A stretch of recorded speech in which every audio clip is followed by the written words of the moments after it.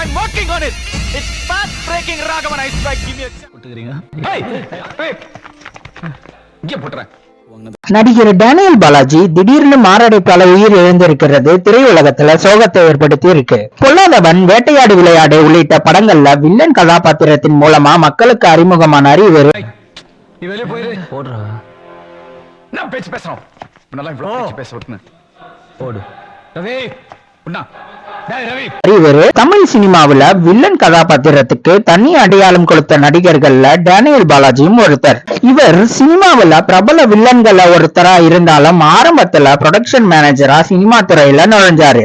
அதுவும் கமலஹாசன் இயக்கி நடிச்ச மருதநாயகம் படத்துல அவரு ப்ரொடக்ஷன் மேனேஜரா ஒர்க் பண்றாரு. அந்த படம் தொடராமல் போனதால அவருடைய வாழ்க்கை பயணம் மாறுது. திரைத்துறையில நடிகரா அறிமுகம் ஆவறதுக்கு முன்னாடி பிரபல தனியார் தொலைக்காட்சியில நடிகர் ராதிகா தயாரிச்சுட்டு வந்த சித்தி தொடர்ல டேனியல் என்ற பேர்ல ஒரு கதாபாத்திரத்துல ஒண்ணுல நடிச்சிருந்தாரு.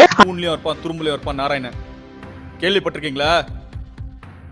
அந்த மாதிரிதான் அங்கேயும் இருப்பான், இங்கேயும் இருப்பான், எங்கேயும் இருப்பான். பாத்திரத்துல தன்னுடைய தனித்துவ நடிப்பை வெளிப்படுத்தி தனக்கான ஒரு முத்திரையை பதிச்சதுனால டேனியல் பாலாஜின்னு அவரு அழைக்கப்பட்டாரு. சித்தி தொடரை தொடர்ந்து அலைகள்னு ஒரு தொடர்ல நடிச்சாரு. இதுக்கப்புறம் ஸ்ரீகாந்த் நடிச்ச ஏப்ரல் மாதத்தில் தனுஷ் நடிச்ச காதல் கொண்டேன் ஆகிய திரைப்படங்கள்ல சின்ன சின்ன ரோல்ல டேனியல் பாலாஜி நடிச்சாரு. இல்லையான்னு கேட்டேன். சொல்லிட்டீங்களா? என்ன சொல்லிட்டீங்க? புரியல சார். என்ன புரியாத மாதிரி கேக்குறீங்க? சொல்லிட்டீங்க. பைத்தியம் எங்களுக்குள்ள திவ்யா, நீதான் அவன் மேல கண்மூடித்தனமா நம்பிக்கை வச்சிருக்க. அந்த சமயத்துல இயக்குனர் கௌதம் மேனன் தன்னுடைய காக்க காக்க படத்துல சூர்யாவினுடைய நண்பராகவும் காவல்துறை அதிகாரியாகவும் டேனியல் பாலாஜியை நடிக்க வச்சாரு. காக்க காக்க படத்துல அவருடைய நடிப்பை கௌதம் மேனனே பார்த்து ரொம்பவே வியந்து போயிட்டாரு. தன்னுடைய வேட்டையாடு விளையாடு படத்திலையும் இவரை வந்துட்டு பிரதான வில்லனா நடிக்க வச்சாரு. கமலஹாசன் கூட அவரு மோதக்கூடிய காட்சியெல்லாம் இன்னைக்கும் கூட நம்மளால மறக்க முடியாது. வேட்டையாடு விளையாடு படம் மாதிரியே அவருக்கு பெரும் வெற்றி பெற்று கொடுத்த படம் தான் பொல்லாதவன். வெற்றிமாறன் இயக்கத்துல வெளியான இந்த திரைப்படத்துல தனக்கே உரிய தனித்துவமான நடிப்புல சும்மா மிரட்டி இருப்பாரு. இந்த திரைப்படத்தை தொடர்ந்து இன்னும் சில திரைப்படங்கள்ல அவர் வில்லனாகவும் முக்கிய கதாபாத்திரத்திலையும் நடிச்சாரு. அந்த நிலையில தான் திடீர்னு நகைச்சுவை நடிகர் ஹரிகாந்த் இயக்கத்துல முத்திரை என்ற திரைப்படத்துல நிதின் சத்யாவோட இணைஞ்சு நாயகனாவும் இவரு நடிச்சிருப்பாரு.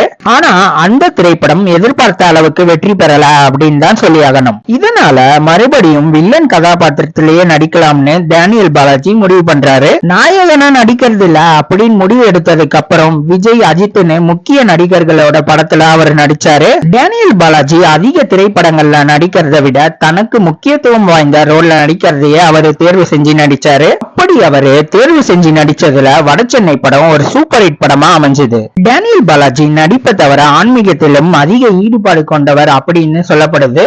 அது மட்டும் இல்லாம அவர் தாய் மீது அதிக அன்பு கொண்டவராம். அவருடைய அம்மாவுடைய ஆசைக்காக தான் சென்னை ஆவடியில ஒரு பகுதியில கோயில் கட்டி இருக்காரு. டேனியல் பாலாஜிக்கு நேற்று இரவு திடீர்னு மாரடைப்பு ஏற்பட்டு அவருடைய உயிர் பிரிந்திருக்கு. டேனியல் பாலாஜியோட இறப்பு செய்தியை கேட்டு தமிழ் திரையுலகமே சோகத்துல மூழ்கி இருக்கு. டேனியல் பாலாஜி நடிச்ச படத்துல இருந்து உங்களுக்கு எந்த கதாபாத்திரம் ஃபேவரட்னு அந்த கதாபாத்திரத்தோட பேரை கமெண்ட் பாக்ஸ்ல கமெண்ட் பண்ணுங்க. இந்த வீடியோவை லைக் பண்ற எல்லாரும் மறக்காம நம்ம குள்ள வெட்ட ரிவ்யூ சேனலை சப்ஸ்கிரைப் பண்ணுங்க, பெல் பட்டனை பிரஸ் பண்ணுங்க. மீண்டும் தமிழால் இணைவோம். வணக்கம்.